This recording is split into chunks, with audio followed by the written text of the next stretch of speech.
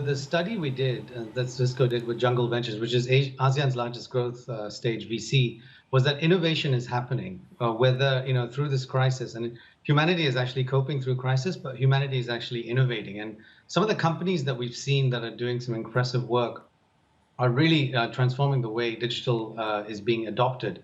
So in supply chain specifically, we've seen a lot of supply chains that could have been disrupted through this pandemic because of border restrictions and issues around transporting and managing supply and demand across the ecosystem. But we've really seen some incredible analytics engines and some incredible blockchain solutions, but also very importantly digital twinning of manufacturing facilities, so that we can shift demand and supply to match each other more closely. And we've seen this obviously in the consumer industries with ride sharing and with hotels, et cetera, but we hadn't necessarily seen it at scale in the enterprise, the B2B space. Where are we in that cycle? How much have companies in the logistics sector essentially adopted new technology platforms, whether it's about data processing or getting analytics on board?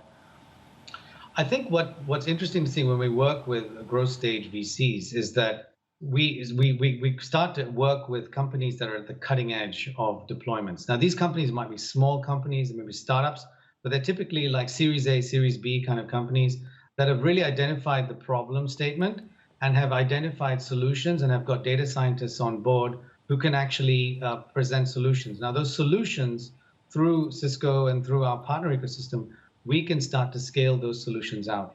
Now, different countries in ASEAN are in different stages of evolution. For example, if you take the port authorities in Singapore, you see autonomous handling of port operations fairly straight, in a fairly simplistic way being deployed. And that's because of years and years of technology investment in infrastructure and services and applications, and also in training of the workforce.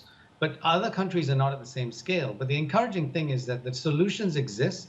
These growth stage companies have technology that can be deployed, and we're starting to see the scale out of these technologies in many countries across the region.